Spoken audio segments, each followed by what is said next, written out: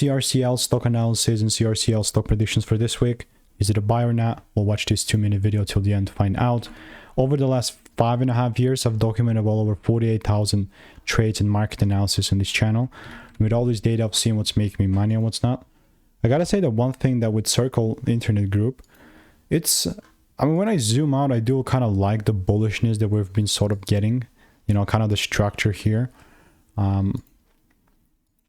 As long as there is enough liquidity, I'm definitely looking to be a part of this and just trying to anticipate new higher highs, meaning trying to look for a position so I can long.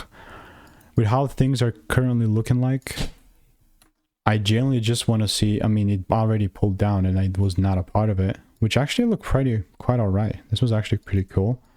For a second run, I'm quite open for the opportunity here, right? So with CRCL, as long as it actually starts to kind of do some little hiccups, or maybe just double breaks from this point onward, I'll be more than happy to, you know, to move. Again, randomly buying not happening here. There's no randomness following my edge. I have 56 receipts with CRCL in the Discord. It's crazy.